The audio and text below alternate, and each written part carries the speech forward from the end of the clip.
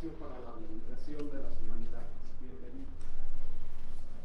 Hola, muy buenas tardes a todos quienes nos sintonizan a través de www.radiomodil.com, a quienes nos ven y escuchan a través de nuestra página de Facebook, Estudio Humanitatis Radio. Les damos la más cordial bienvenida a esta nueva emisión, un programa que se antoja muy interesante y con un invitado además de lujo. Y pues estamos ya a punto de iniciar, no sin antes agradecer a todos quienes han dado like, a quienes nos siguen y comparten nuestros videos. La página ha crecido mucho, ya tenemos 264 seguidores, entonces ya son muchos más de los que esperábamos tener, pero vamos creciendo. Sigan difundiendo nuestra página, compartiendo nuestros videos para que pues estas reflexiones académicas y artísticas pues lleguen a cada vez más público. Alejandro, buenas tardes. ¿Qué tal, profesor? Buenas tardes a todos, sean bienvenidos a una nueva emisión de Estudio Humanitatis Radio. Y bueno, ¿qué tenemos para hoy, profesor?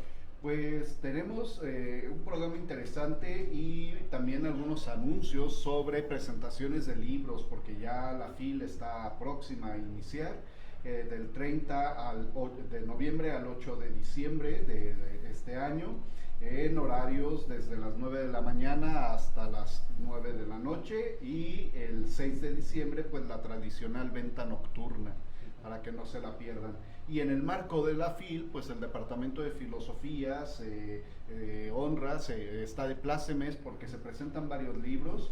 De la doctora Dinora Hernández se presenta un libro también en la FIL. Mario Lozano, que es autor también de un libro, presenta en la FIL. Germán Amaya, en conjunto con otros dos participantes, hace presentación del libro.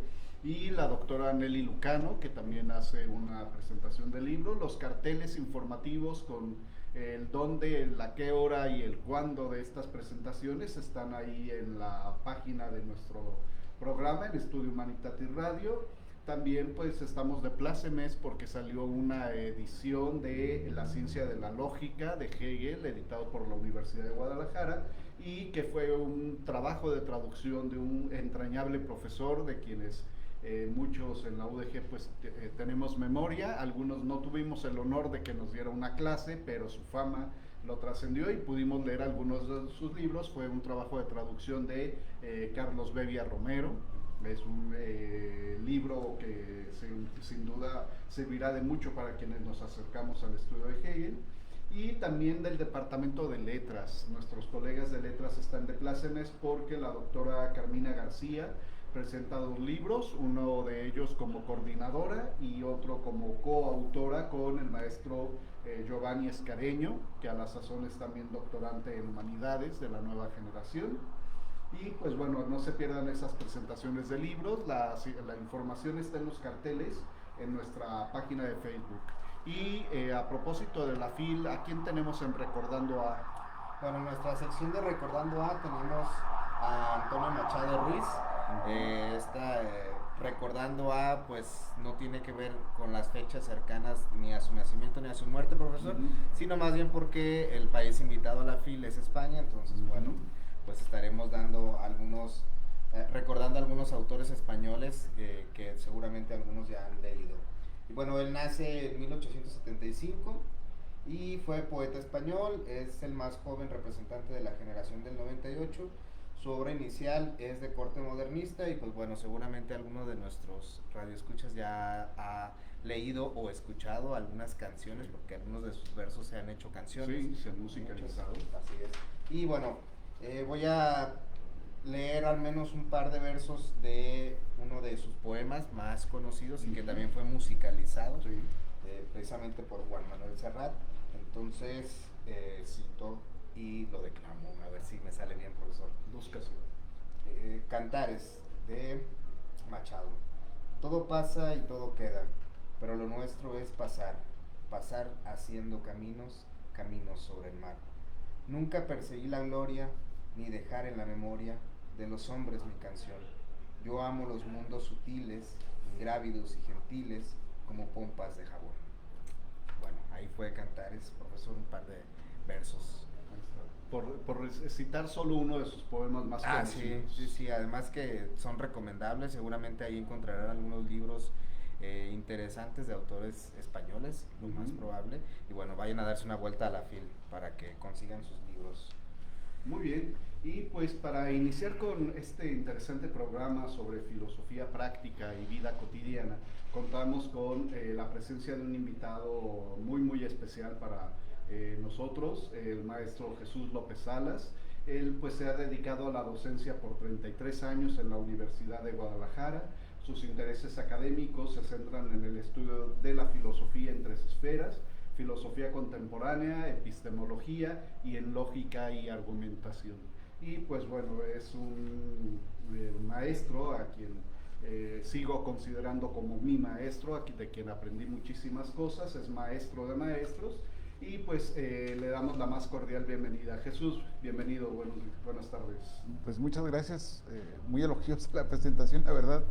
Creo que es menos el mérito del que se dice. Creo que la labor que se ha hecho en filosofía es compartir muchas ideas, inquietudes, pero sobre todo aprender, porque uno no deja de aprender. La filosofía creo que es una condición que adquiere el ser humano cuando se abre permanentemente a ser alumno, ¿no?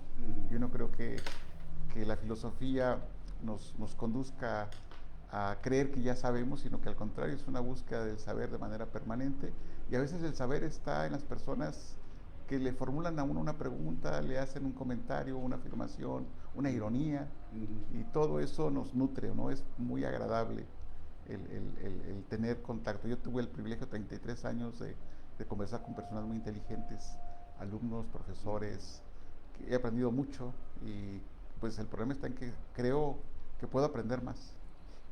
Muy buenas palabras, muy bellas palabras. Muchas gracias, maestro Jesús, por aceptar la invitación y venir a platicar con nosotros. Les recordamos que pueden dejarle sus comentarios, preguntas, saludos al maestro Salas a través de nuestro chat de la página de Estudio Humanitatis Radio, o en su caso también a través del chat en vivo de la estación www.radiomorir.com. De entrada, maestro Jesús Salas, Saúl de Lea le manda saludos, dice Saúl de Lea, saludos al profe Salas. Gracias. Entonces, pues bueno, pueden dejarle sus preguntas a tenor del tema del que vamos a platicar el día de hoy, y que versa precisamente sobre una cuestión muy interesante de este acercamiento precisamente de la filosofía a la vida cotidiana, a lo que la gente común y corriente que no estudia filosofía pues puede observar. Y de entrada queríamos preguntarle primero, ¿qué se puede entender por filosofía práctica? ¿A qué se refiere esto? Voy a iniciar por hablar de la filosofía en general, y quizás ahí voy a precisar qué entiendo yo por práctica y a quién reconozco que hace este tipo de filosofía. Bueno, pienso que la filosofía es una actividad humana, que es la más humana de todas. No digo que los seres vivos, los animales humanos, no puedan vivir sin filosofía. Han pasado miles de años sin filosofía. La filosofía es un artificio que hemos creado, y es un artificio porque nos sentimos perplejos, asombrados, sentimos que el mundo se nos viene encima, que se vuelve problemático, y entonces tenemos como respuesta ante ese desafío una sola cosa: pensar. El filósofo piensa, y el pensamiento es porque las creencias que tenemos entran en crisis, son creencias que no nos resuelven los problemas, y en ese caso no nos queda otra más de que, como dice el poema de Machado, caminar y caminar, ¿no? Buscar un camino donde no lo hay. El filósofo es ese que inicia una marcha donde los otros se han detenido y ya no han ido más allá, ¿no? El pensar nos genera miedo, es algo muy curioso. La mayoría nos gusta refugiarnos en creencias, saberes preestablecidos, pero cuando eso no funciona, estamos necesitados de filosofía. El filósofo es el que, a mi parecer, es el que no quiere vivir en la ignorancia, aspira a no ser ignorante, aunque obviamente es muy complejo salir de esa parte. Es una lucha permanente del ser humano. Y mucha gente ve la filosofía como muy académica, es decir, como enclaustrada, encerrada en las universidades, como solo quienes que la hacen quienes son académicos, quienes se dedican al estudio muy concienzudo de los libros, pero hay algún aspecto de este quehacer que es muy humano, así como lo describes, que pueda ser asequible también al común de las personas, es decir, acercar esta reflexión filosófica, hacer camino donde mucha gente ya no quiere o no se anima a seguir haciendo camino, de tal manera que pueda ser también vinculado con lo que la gente común y corriente hace. Bueno, yo creo que habríamos que entender varias partes para poder darle dimensión a nuestro problema. Lo primero es que en la antigüedad los filósofos querían vivir la mejor de las vidas posibles. La aspiración de la filosofía era que el ser humano viviera de la mejor forma que podía vivir un ser humano. En la modernidad, digamos 1700, cuando inicia la modernidad, la filosofía adquiere un tono más especializado y el filósofo se declara tan inepto como cualquier otro para vivir. Entonces deja esa pretensión de ser ejemplo y modelo, y entonces la filosofía se queda más reducida a discusiones más técnicas, menos al alcance de las personas. Pero ha habido periodos muy largos de la filosofía donde se aspira a que la filosofía sea cotidiana, esté en la vida del día a día de las personas, que la filosofía nos acompañe en los momentos más difíciles que tenemos y, ¿por qué no?, también en los más alegres. El siglo pasado, 1980 más o menos, pongo esa fecha para más o menos contextualizar, algunos filósofos han vuelto hacia esta forma de filosofía que aspira a volverse sabiduría nuevamente. Porque yo creo que lo que sucedió en la modernidad fue que el filósofo pretendía conocer, pero renunciaba de alguna manera a ser sabio. Y creo que ahora estos filósofos en los años 80 han vuelto a retomar, y no digo que toda la filosofía, sino un cierto sector importante de la filosofía ha vuelto a esta forma de practicar la filosofía, que está más cercana de la vida cotidiana de todos los seres humanos que esas discusiones teóricas o técnicas que han caracterizado la filosofía en los últimos 400 años. Muy bien. Antes de cederle la palabra a Alejandro, que seguramente quiere también hacerle alguna preguntita para nuestra charla, Adalito Duarte dice: saludos al maestro Salas, y pues saluda a quienes conducimos. Muchas gracias, Adalito Duarte. Y Alejandro. Bueno, recordar a nuestros radioescuchas, a quienes comienzan a sintonizarnos, estamos dialogando con Jesús López Salas sobre filosofía práctica y vida cotidiana. Den sus likes, sus comentarios y hagan sus preguntas. Aquí está el profesor, que con mucho gusto seguramente les dará alguna respuesta, como en sus clases, profesor, que también yo quisiera dar un reconocimiento porque también fue mi profesor. Muy buenas clases, profesor. Gracias. Yo quisiera preguntarle, con respecto, ya hablando de filosofía práctica, ¿quiénes podrían ser los autores con los que inicia esta forma de pensar, o de lo que podemos llamar o denominar filosofía práctica, y si esta se vincula con las reflexiones ya éticas y políticas, profesor? Bueno, regularmente la filosofía práctica inicia en el campo de la ética. Quizás valga la pena aquí recalcar que estos filósofos que ahora vienen practicando una forma de filosofía más apegada a la vieja filosofía, a la filosofía antigua, en Francia Comte Sponville, Luc Ferry, en Inglaterra Alain de Botton, etcétera. Hay una gama de filósofos que han tratado de volver a hacer filosofía basado en este periodo de la filosofía posaristotélica. Los estoicos, los epicúreos, etcétera, vuelven a esa filosofía, yo creo, porque hay mucha similitud entre nuestra vida y la que se comenzó a vivir en ese momento. Aparece la crisis de la polis. ¿Qué significa el que no exista la polis? Bueno, que los seres humanos quedaron desamparados ante un mundo más caótico, menos certero, y privados de, me parece a mí, algo fundamental: el derecho a decidir. Fundamentalmente eran personas que sufrían las consecuencias del mundo que tenían, en el que estaban inmersos, pero que no tenían una capacidad de respuesta, muy parecido a lo que nosotros padecemos hoy. Hoy nos enteramos de que los políticos toman una decisión, pero nosotros somos como espectadores, a pesar de que haya instituciones que nos inviten a participar con el voto. Estamos muy alejados realmente de la vida que toma decisiones en la sociedad. Y esos filósofos volvieron hacia sí, a tratar de generar lo que podríamos llamar el cuidado de ellos, el cuidado de la persona, el cuidado del yo. No me refiero en un sentido de egoísmo, sino entender qué era lo importante frente a aquello que no era importante para poder conservar la vida. Y estos filósofos contemporáneos han vuelto a ellos, ¿o no? Han vuelto a Epicuro, han vuelto a los estoicos, a los cirenaicos, a las diferentes escuelas, claro, contextualizándolos y trayéndolos a nuestro mundo actual. Pierre Hadot, o sea, hay una gama de filósofos muy amplia que me parece a mí que pueden ser fácilmente leíbles y podemos discutir con ellos, o sea, podemos dialogar con ellos, podemos generar un diálogo productivo, incluso poniendo ejemplos muy concretos de nuestra vida con los problemas que abordan. Y efectivamente, uno de los puntos nodales que trata es la vida moral de las personas, ¿o no? O sea, y aquí, la ética se ha tratado también de convertir en ciencia muy fría, muy abstracta, frente a la moral, que es algo más que hacemos cotidianamente en nuestra vida, ¿no? Se suele pensar también en temas de, pues, el amor, la necesidad de la trascendencia humana.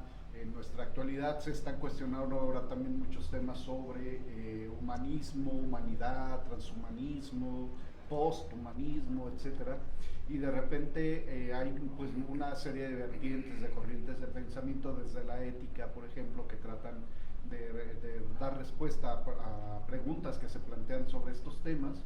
Y yo quería preguntarte si esto de que nos platicas, volver a hacer filosofía como se hacía en la antigüedad, como más atento a la situación que vive el ser humano, la persona, es una forma de filosofía aplicada. No sé si tengas noción de qué puede entenderse por filosofía aplicada y si filosofía práctica en este sentido es igual o diferente de ello. Bueno, puede haber muchas confusiones. Los filósofos, uno de los problemas que más subrayan siempre es el problema del lenguaje, porque podemos estar hablando con las mismas palabras pero significar cosas distintas, y esto me parece a mí que es algo importante que subrayar. Puede haber filosofía aplicada, pero no necesariamente es útil para la vida. A lo que me refiero es como la lógica, que la podemos llevar para el desarrollo de un software, y muy bien, es aplicada, pero sigue existiendo esa parte que podríamos llamar teórica.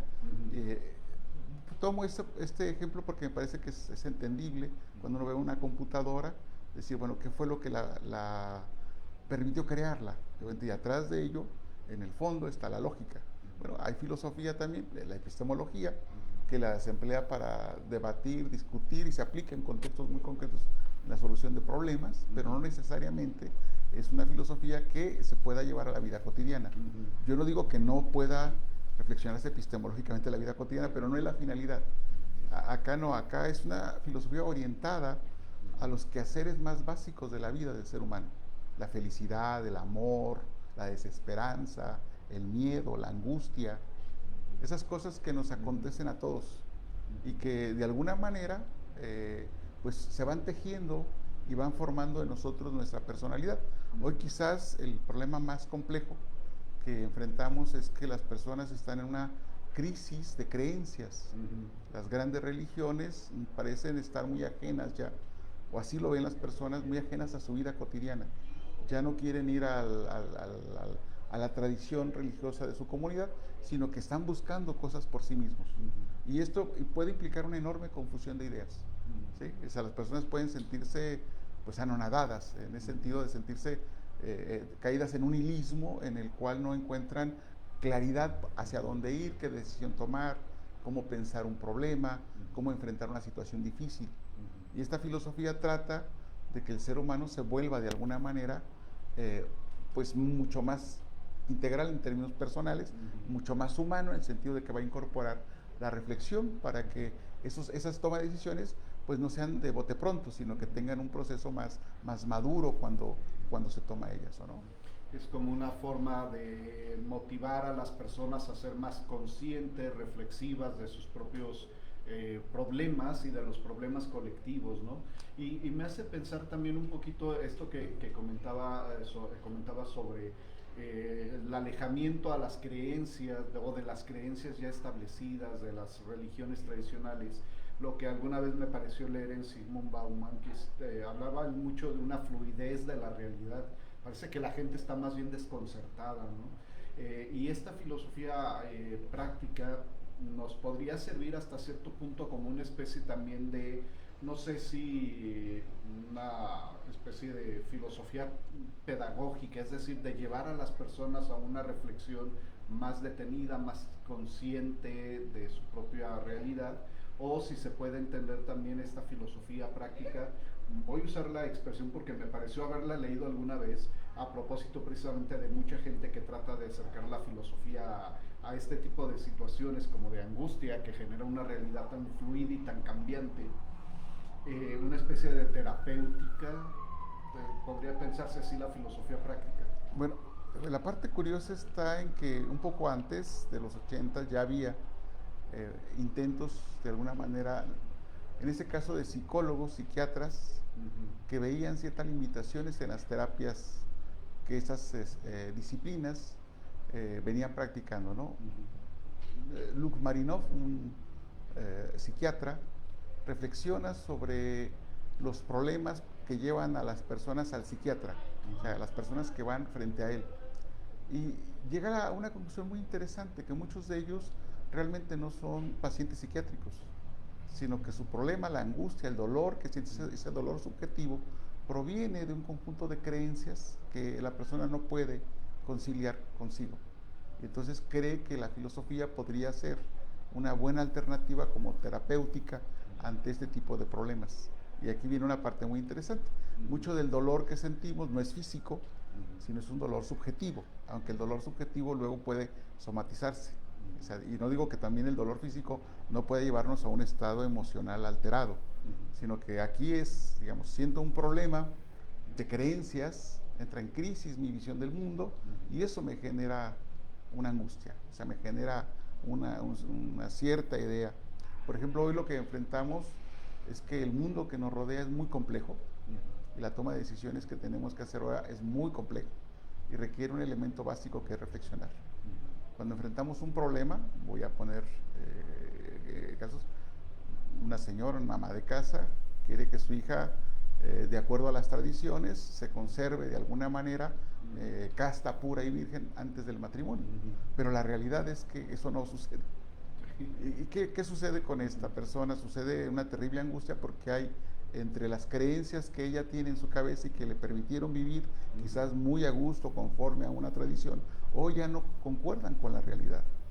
Y tiene este problema del tránsito de alguna manera, de cómo encontrar un nuevo conjunto de creencias que le permitan armonizar con la nueva realidad. Alguien puede decir, hay una decadencia, hay un proceso donde se pasa de unos valores firmes, claros, a unos valores no coherentes. Yo no diría eso, yo diría que más bien hay una transformación, tal como este sociólogo que menciona, es una fluidez en la vida y nos va llevando por un derrotero desconocido para nosotros. El futuro que vamos a vivir, el futuro que estamos ahora viviendo para las personas del pasado era impensable para ellos. Lo mismo, lo que vamos a enfrentar nosotros en un futuro es impensable. Estamos en una ciudad que tiene 6 millones de habitantes, hago un cálculo, generamos un volumen de contaminación, tráfico, digamos, aglomeración humana, roces, choques. ¿Cómo vivir en una sociedad tan compleja? Nunca habíamos vivido tantas personas una al lado de la otra y haber compartido tantas cosas comunes, seguridad, problemas de agua potable, energía eléctrica, salud, etcétera, problemas de salud pública, y cada uno de nosotros está inmerso en una realidad muy compleja, y esa realidad tarde que temprano nos obliga a reflexionar, a pensar. El detalle está con qué herramientas lo hago, o sea, de qué me valgo para poder sacar de alguna manera mi vida a flote, que de alguna manera salga más o menos con una cierta integridad en lo personal, en lo moral, de todo este mundo complejo y difícil en el cual estamos inmersos. Vaya, un asunto por demás interesante y me hace pensar varias cosas, pero pues Para darle la palabra a Alejandro, que también quiere hacer un comentario, les recordamos que pueden dejar sus saludos y preguntas a nuestro invitado a través del chat vivo de la página de Facebook o por el chat de la estación. Alejandro. Bueno, muy interesante la reflexión a la que nos invita el profesor Salas.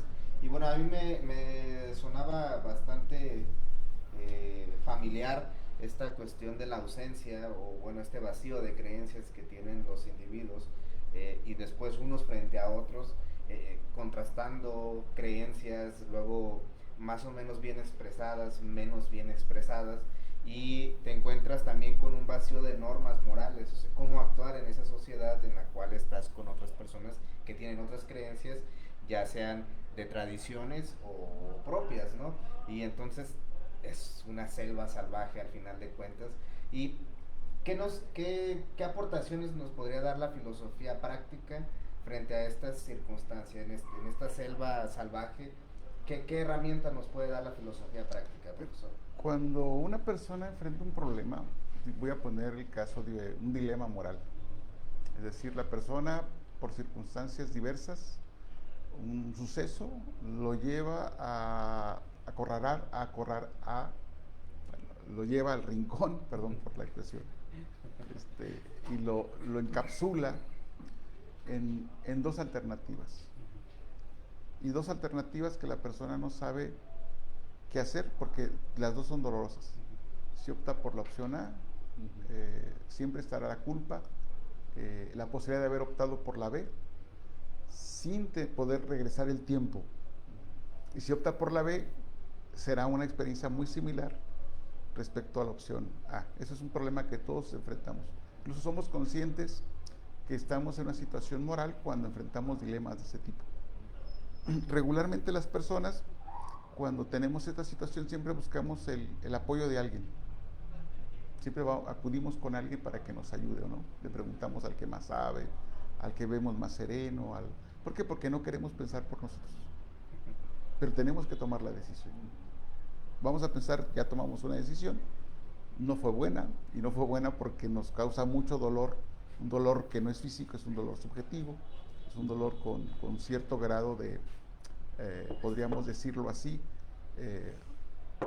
de sensación de pérdida, de sensación de fracaso. O sea, se acumulan muchas cosas, ¿no? ¿Qué hacer ahí? ¿Qué fue lo que pasó? Bueno, tiene mucho que ver porque la persona tiene en su vida una serie de creencias y el mundo contemporáneo nos ha prometido muchas cosas muy agradables.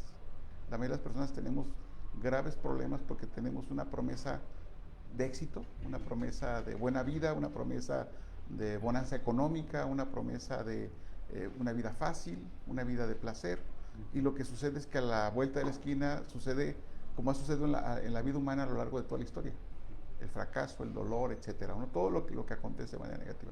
¿Cómo remediar con eso? La de las personas enfrentamos ese mundo con un mundo más o menos ordenado, pero ese mundo ante el problema se deshace, se desconfigura. Ya los estoicos, por ejemplo, nos invitan a que nos apeguemos a cierta naturaleza. Voy a poner un ejemplo. Dice Marco Aurelio: levántate por la mañana y ten certeza de que te vas a encontrar con un insensato. ¿Puedes evitarlo? No. Ahora, ¿qué hacer con él? O sea, si sabes que eso va a pasar, un imprudente, una persona que te va a ofender, una persona que tiene mucha ansiedad, tanta quizás como tú o más, ¿qué vas a hacer con eso? O sea, ¿cómo lo vas a enfrentar? El hecho de no estar preparado frente a eso te lleva quizás a que sufras todo eso y tu reacción no sea la mejor. ¿Sí? ¿A qué obedece el hecho de que el mundo que nos rodea, a pesar de que sean a veces voluntades humanas, nos dañe? Porque esperamos quizás que nos diera una mejor respuesta de la que realmente tenemos. Esperamos demasiado cosas buenas y realmente lo que tenemos por lo regular no son cosas buenas. Siempre es el fracaso, el enorme esfuerzo que tenemos que hacer para lograr algo. Y ahí tiene que ver con esa concepción del mundo que nos acompaña. Por otra parte, hay un terrible problema que tiene que ver con nosotros mismos, nuestra capacidad de reacción. La mayoría de las personas tendemos siempre a culpar a los otros. Creemos que los otros son los que cometieron la falta, los otros son los que hicieron. cuando mucho de eso radica en nosotros. Posiblemente yo iba muy apresurado en el tráfico. ¿Por qué? Porque me desperté tarde, porque sucedieron muchas cosas, y lo más lógico es que alguien vaya tan atrasado como yo y justamente coincidamos en el camino y tengamos incidentes viales. Eso puede pasar, sí, pero yo no tengo el estado de ánimo para ello. O sea, ¿cómo me preparo para eso? Los estoicos parten de un hecho muy interesante de que las personas por eso somos incontinentes ante los sucesos que nos pasan, ¿o no? Y somos incontinentes porque inmediatamente explotamos, contestamos de una manera inadecuada. Ya Aristóteles, cuando nos dice cómo debemos de comportarnos de manera prudente, nos habla de, digamos, expresar el pensamiento correcto en el lugar correcto para la persona correcta, en el estado de ánimo correcto, con el énfasis correcto. Es lo mismo, o sea, ¿qué situación nos convoca a eso? Bueno, para poder entender tengo que estar inmerso en el mundo y saber en qué mundo estoy. Un mundo cambiante, un mundo desafiante, un mundo donde las personas tienen muchísimas privaciones, van ansiosas, etcétera. Un escenario no agradable para mi persona. ¿Quién soy yo frente a ese mundo? Ahora, la parte quizás más interesante, y es ahí quizás donde la filosofía puede, es decir, ¿cómo puedo mejorar mis razonamientos? ¿Cómo puedo mejorar mis pensamientos? ¿Sí? ¿Puedo evitar, vuelvo al dilema, ¿puedo evitar el problema que me suscitó el dilema? ¿Puedo evitar la muerte? Ese es algo natural. No. Ahora, el problema no es que la muerte sea mala o sea buena, es decir, sino que es la forma en que yo veo la muerte. Y posiblemente la forma en que yo veo la muerte me genere muchísimo dolor. ¿Sí?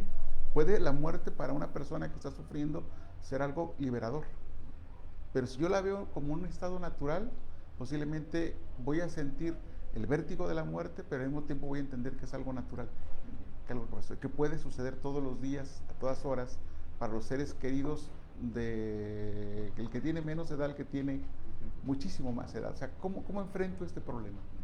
Y obviamente para eso tiene que ver con esas creencias, ¿sí? Con esas condiciones en las cuales estoy inmerso, pero también la forma en que yo las puedo pensar.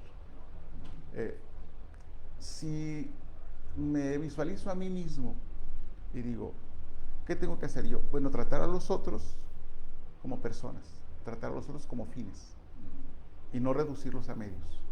Implica ya un enorme esfuerzo de mi parte para hacerlo, pero posiblemente voy a vivir una vida más satisfactoria. Voy a tener menos vecinos gruñones que me reclamen porque hice cosas imprudentes, porque nunca pensé en ellos, nunca me imaginé que ellos iban a necesitar algo. En cambio, si lo puedo prever, puedo tener una mejor condición.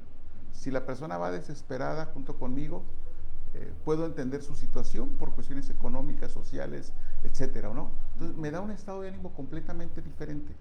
Si sé que tengo una persona que está a mi lado y que quiero mucho, puede morir en cualquier momento, puede enfermar. Y alguien dirá, ¿por qué? ¿Por qué le pasa eso? Bueno, porque es parte de la naturaleza, es parte de lo que va a suceder. El estado de ánimo con el cual yo enfrento las cosas, eso depende de mí. Mis creencias dependen de mí, pero hay cosas que no dependen de mí. Distinguir lo que depende de mí de lo que no depende de mí es muy importante. Si me atengo a lo que depende de mí y lo hago lo mejor posible, seguramente voy a vivir una vida mejor que si no hiciera eso. Bien. Antes de continuar, agradecemos los saludos. Bueno, Rosa Gómez le manda saludos al fotógrafo Alejandro Gómez, que es artista de la lente, y Saúl de Lea, que es ya un asiduo radio escucha, a quien le agradecemos mucho que nos siga emisión tras emisión. Pregunta, a tenor de lo que reflexionábamos, nos invitabas a reflexionar anteriormente sobre esta cuestión de la terapia y la psiquiatría, de que esta persona iba a estudiaba más bien los problemas que llevaban a las personas precisamente a estar con el psiquiatra. Dice, lo que menciona profesor a tenor de la cuestión de la terapia, es similar a la opinión que comillas, hay que politizar la terapia. No. Voy a tratar, bueno, quizás aquí tendría que tener una explicación muy larga para poder expresar todo lo que pienso, ¿no? Que a lo mejor no es de interés, ¿no? Para muchos, pero yo creo que cuando yo hablo, por ejemplo, y tengo muchos colegas y amigos con los cuales tienen mucho interés en hablar de los políticos, de sus decisiones, de lo bueno, lo malo, de lo que debía hacerse frente a lo que se hace, pero realmente ellos no hacen política, están ajenos a la política. La mayoría estamos privados de la política. Somos personas que viven una vida más como un ciudadano promedio de Roma, ajeno por completo a las decisiones del emperador, del senado, de la aristocracia. Es algo muy parecido. Yo sé que esto que digo es terrible porque nos han mostrado que sí podemos tener una incidencia política. Yo no creo, o sea, yo me veo a mí y digo, es muy ajeno. Puedo hablar detalladamente de lo que dicen los periódicos, las opiniones, pero eso no es hacer política. Yo creo que habría que dialogar con nuestros politólogos mucho sobre eso para poder entender. Hay muchos filósofos que más o menos yo tomo para hablar de esta forma. O sea, no es algo que se me ocurra a mí porque se me ocurra, ¿no? Realmente lo que a este psiquiatra le interesa es decir, los psiquiatras, por falta de conocimientos, ante una persona que siente angustia, inmediatamente la catalogan como un paciente psiquiátrico y por lo tanto la medican. O sea, voy a poner ese ejemplo, pero no tiene un sentido político, tiene un sentido terapéutico, porque ellos creen que esa es la solución al problema. Cuando dice, no, hay problemas que no son de ese tipo. ¿Sí? Por ejemplo, una persona enfrenta la muerte de un ser querido. Diríamos, hay que medicarlo para que tolere el dolor. Bueno, ¿por qué no ayudarlo mejor a que piense de forma diferente la muerte? No medicarlo y que la propia persona entienda la resignación ante un suceso natural que se da. ¿Sí? O sea, es como darle una alternativa distinta a la que pasa. Cuando una persona tiene dolor por algo que no se resigna ante el suceso, por lo regular piensa y utiliza un pensamiento siempre circular, cae en un círculo vicioso. Inicia con una idea, se desprende por razonamientos, pero retorna al punto de origen. El filósofo lo que haría, trataría de mostrarle que ese mismo problema se ha pensado de otras formas y le daría alternativas para pensar esas formas, ¿o no?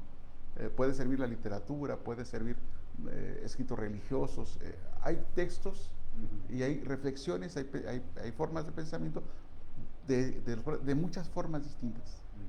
Y aquí es como que la persona tuviese un abanico más grande de posibilidades para pensar un mismo problema, y eso podría ayudarle no tanto a que desaparezca el dolor, pero sí a que pueda de alguna manera convivir o digamos vivir con él. Adalid Duarte pregunta, a propósito también de esto, dice, ¿qué trascendencia tiene estudiar académicamente filosofía hoy en día en lo que respecta a nuestra vida cotidiana? Bueno, hay una idea muy extraña en el mundo contemporáneo porque estamos sujetos a asociar los estudios con el éxito. Y aquí la persona que tiene en su cabeza ya una idea de éxito que puede medirse a través del éxito económico, el éxito de ser famoso, etcétera, pues claro que va a buscar ciertas carreras tradicionales que aparentemente garantizan eso. Hoy en el mercado laboral es incierto, ¿no? La mayor cantidad de desempleado lo tienen las carreras tradicionales. Digamos, el volumen de abogados que egresa solamente en la ciudad de Guadalajara, pues no encuentra un nicho laboral en un mayor volumen que otros, digamos. No me digo que la filosofía sirva como eso. La filosofía, cuando logra penetrar en la vida cotidiana, se vuelve una vocación.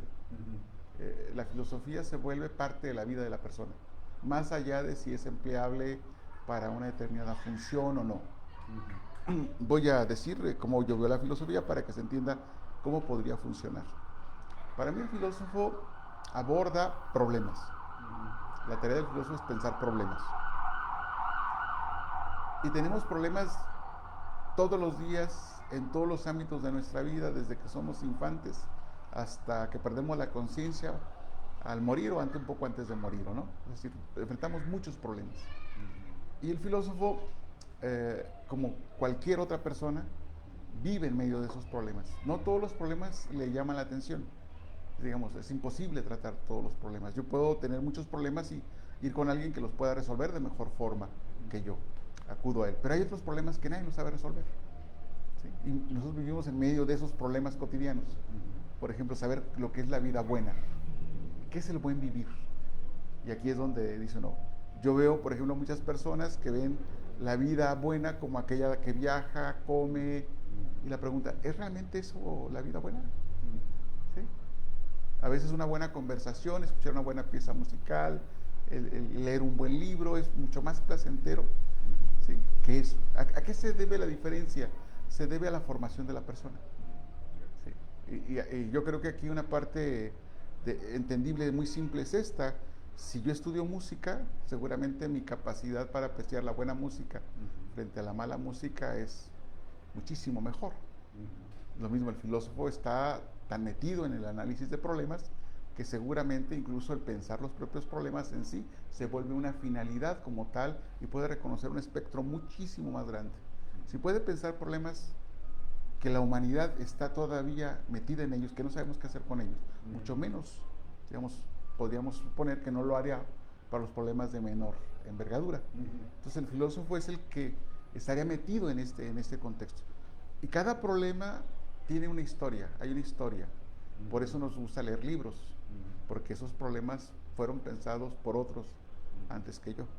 ¿Sí? Este problema de la vida emocional, de cómo conciliar nuestras emociones, cómo poder controlar nuestras emociones, es un viejo tema de la filosofía griega. ¿Sí? Y había caído en manos de los psicólogos, que me parece que han hecho un excelente trabajo, y no quiero decir que ellos no funcionan, al contrario, pero yo creo que hay problemas de esa vida emocional que no compete a ellos, ni a los psiquiatras, sino le compete más a una actitud reflexiva. Quien no tiene el entrenamiento filosófico puede acompañarse por quien sí lo tiene. Incluso una persona que tiene cierto entrenamiento filosófico puede acompañarse por otra persona que también tenga entrenamiento filosófico para abordar una serie de problemas muy interesantes, ¿o no? Y yo no digo con eso que el filósofo sea más, tenga más punch para resolver problemas emocionales, pero digo que tiene más herramientas para poder enfrentarlos. Bien, ahí está la respuesta para David Duarte, también otro radioescucha muy asiduo en nuestro programa. Se me ocurren 2, 3 cositas, pero Alejandro... Sí, bueno, a mí me parece muy interesante esta cuestión, profesor, y ahora ya que estamos hablando de vida cotidiana, ya analizándola desde la filosofía práctica, recuerdo yo que en la carrera, en el bachillerato, en Prepa 7, yo estudié en Prepa 7, yo ya llevaba creo que 1 o 2 semestres cuando inició esta reforma donde se hicieron estas materias por competencia, y iniciaron con una materia que se llamaba filosofía y vida cotidiana o algo así se llamaba, ¿no? Y recuerdo que era muy recurrente en el manualito que nos daban, que apareciera la palabra pensamiento crítico, desarrollar pensamiento crítico para que los jóvenes enfrenten problemas de su vida, etc. ¿Nos podría explicar un poco qué es esto de pensamiento crítico? Ojalá nos esté escuchando algún estudiante de bachillerato, sería lo ideal que los jóvenes se fueran preparando en este tipo de reflexiones, pero bueno, si no nos está escuchando, para nosotros sería muy interesante, profesor. Bueno, la palabra crítica es una de esas palabras que tiene tantos significados como filósofos. Es decir, bueno, exagero, más bien se ha usado de tantas formas distintas que puede resultar equívoco decirla nada más. La palabra pensamiento crítico, pues no se diga, es mucho más complejo porque tendríamos que tener claridad de qué significa pensar, y eso ya es una tarea de clarificación también, ¿no? ¿Qué significa pensar? Frente a las múltiples formas que podríamos tomar como pensar. La palabra crítico se inicia quizás en el contexto norteamericano después de la Segunda Guerra Mundial, en ese sentido, cuando la publicidad comenzó a invadir la vida cotidiana de las personas. ¿Sí? Y lo que sucede en esos ambientes es que la publicidad por lo regular nos miente. ¿Sí? O sea, digamos, es publicidad, y no digo que nada más la publicidad, sino los noticieros ahora, eso con eso de la posverdad, de lo que se habla, nos genera de alguna manera falsas creencias. Nos llaman líderes de opinión a que formemos una opinión sobre algo. Bueno, este pensamiento crítico lo que pretende de fondo es que la persona pueda pensar por sí mismo y pueda evitar el engaño que otros le puedan hacer o el engaño que él mismo se pueda hacer. Y aquí es donde yo entro nuevamente con la filosofía. Para mí el filósofo es el que quiere vivir fuera del engaño. ¿Sí? El filósofo es el que está cansado de que lo engañen, de que le mientan, de mentirse a sí mismo, y quiere evitar eso a toda costa, ¿no? Y es una guerra titánica. ¿Qué sucede con la mayoría de las personas? pues creemos lo que nos dicen. Voy a poner un ejemplo para ver si logro poner con mayor tesitura el asunto. Esto se los pongo siempre como ejemplo en el aula de una manera muy sencilla. A mí me dijeron que la Tierra estaba en movimiento desde que estaba en la primaria. Y me la repitieron cuando estaba en la secundaria, en la preparatoria, etcétera. La he escuchado, la he leído. El problema está en que si alguien me pregunta ahora si la Tierra está en movimiento o la Tierra está inmóvil, mi respuesta en automático va a ser que está en movimiento. ¿Tengo razón? Sí, es verdad, pero no sé por qué es verdad. O sea, en mi estado esa idea funciona solamente como una creencia recibida por alguien a quien yo estimo mucho, quise mucho, que fueron mis profesores, y que para mí son una autoridad, y entonces yo la reproduzco porque una persona confiable para mí lo dijo. Bueno, el pensamiento crítico nos evitaría ese tipo de creencias, nos ayudaría a ser autónomos. Pues claro, si alguien me pregunta a mí, a la edad que tengo, oye, ¿es cierto o es falso? Bueno, le diría, mira, X científico en tal lugar, con tal libro, el argumento que da y el contraargumento que estaba, o el argumento que estaba refutando es este otro. Y le digo, delibera. ¿Sí? O sea, la filosofía sería aquel que no me da una respuesta. Por eso quizás muchas personas se cansan cuando hablan con un filósofo, porque esperan saberes acabados, esperan creencias como cápsulas de conocimiento que se van a llevar y van a conservar como preciados. El filósofo no nos va a enseñar eso, nos va a enseñar a pensar, a deliberar si esas pequeñas cápsulas de conocimientos son verdaderas o son falsas. ¿Sí? No dudamos, y esa es la tarea de la filosofía, que hoy muchas creencias que están muy arraigadas en nosotros, al rato probemos que no son ciertas. Y el filósofo es el que está abierto, no nada más a persuadir a los otros, sino a dejarse persuadir por el buen razonamiento, por la buena argumentación. ¿Sí? Y esa es una tarea que me parece que la mayoría de las personas necesitamos para enfrentar la vida contemporánea. ¿Cómo nos defendemos frente a la enorme cantidad de información que circula? ¿Cuál de ella es verdadera? ¿Cuál de ella es falsa?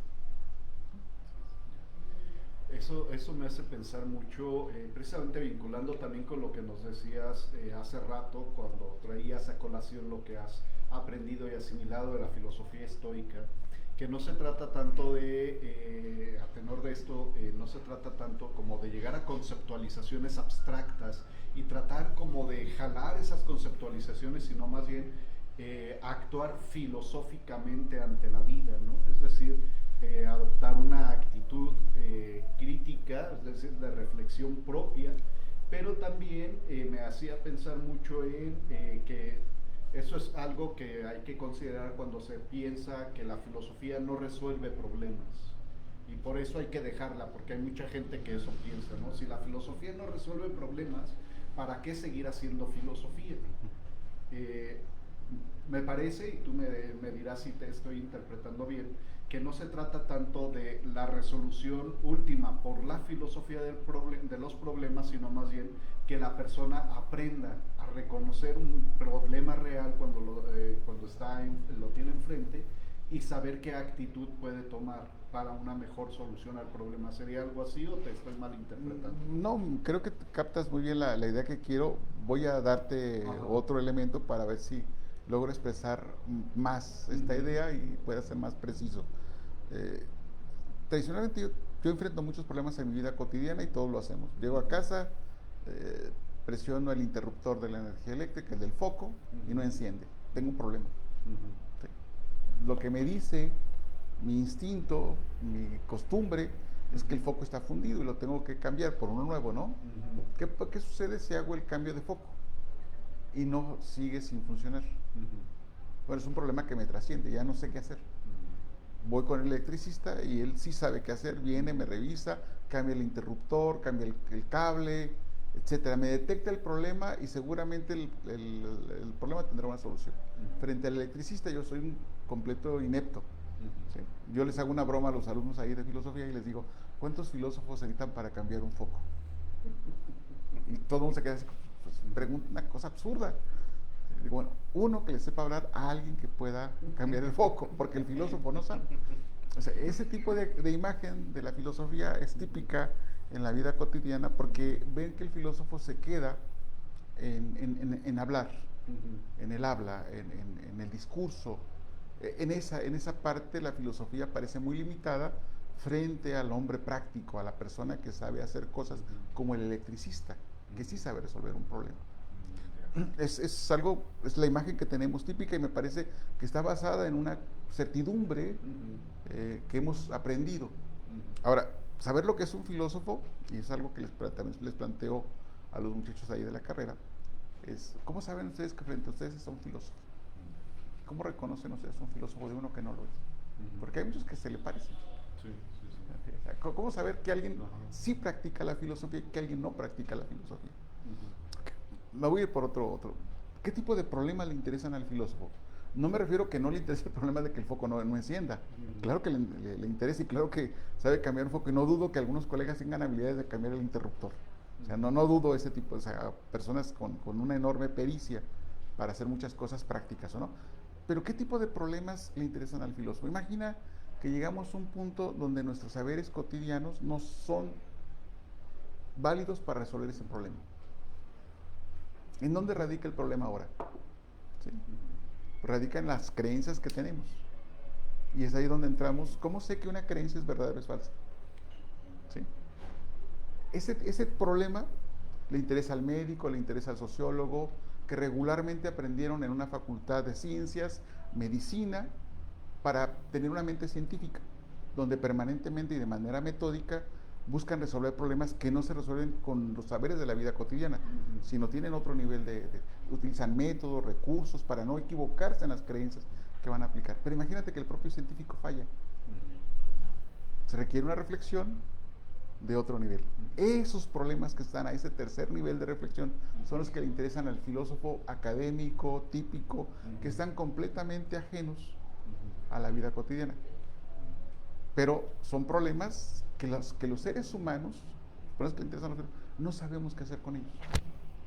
O sea, no sabemos cómo tratarlos, cómo resolverlos. Por ejemplo, un filósofo se pregunta, ¿qué es la muerte?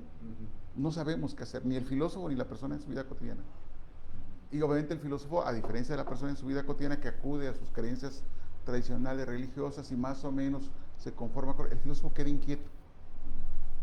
Le pregunta a la ciencia, le pregunta a la medicina, le pregunta a la biología, le pregunta a las religiones, le pregunta... ¿Para qué? Para analizar en dónde radica el problema cuando pensamos la muerte, en dónde nos equivocamos, para repensarlo de fondo. Por eso el filósofo se vuelve un personaje muy importante, pero también aparentemente muy alejado de la vida cotidiana. Pero si el filósofo logra cierta claridad, eso seguramente ayudará a la persona en su vida cotidiana a muchas de las cosas que le inquietan y no le dejan dormir. Pues bueno, muy interesante la charla, bro. Muchas gracias. Se nos está acabando el tiempo, siempre nos falta un poco de tiempo para este tipo de charlas.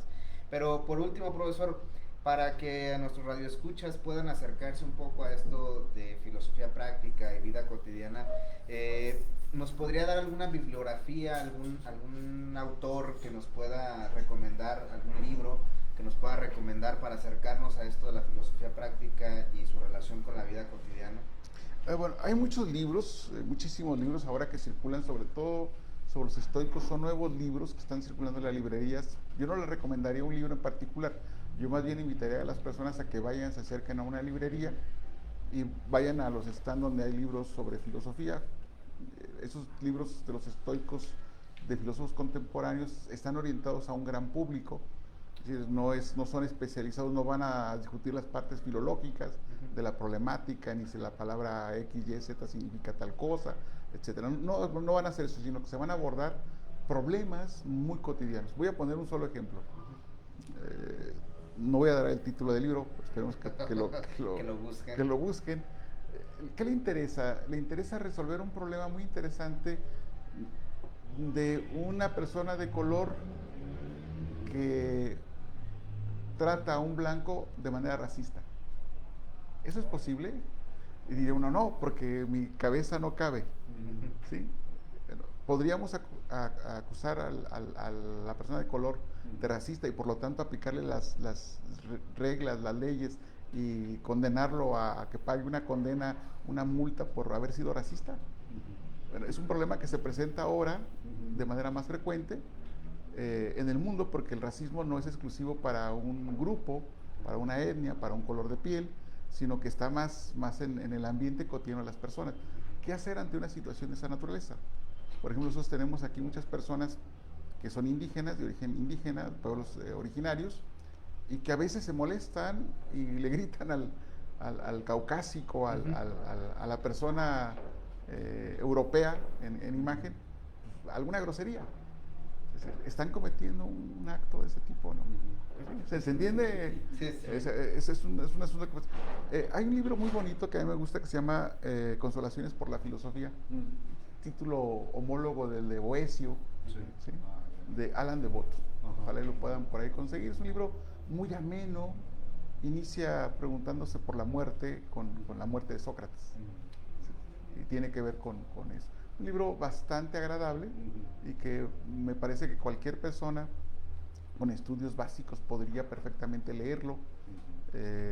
Yo les aconsejaría, porque a veces leer es complejo para muchas personas, que vayan a un curso de filosofía, o sea que ahí en la escuela están las aulas abiertas, cualquier persona puede tocar la puerta, decirle al profesor, oiga, puedo escuchar su clase, seguramente el profesor le va a decir, pase por favor, y podrá formarle alguna pregunta, alguna charla, todo el mundo va a tener esta disposición, que es que creo yo la mejor forma de acercarse a la filosofía, y pienso que cualquier persona puede, no nada más ver la filosofía como una disciplina académica, sino hacerla parte de su vida cotidiana. Muy bien.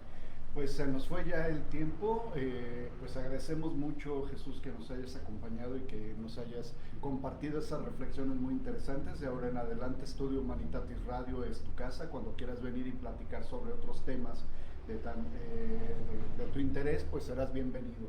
A todos quienes dieron like y dejaron sus comentarios, preguntas y saludos, también les damos muchas gracias. Y pues nos vemos y escuchamos la próxima. Tendremos un invitado estudiante también del Departamento de Filosofía que nos hablará sobre gestión cultural.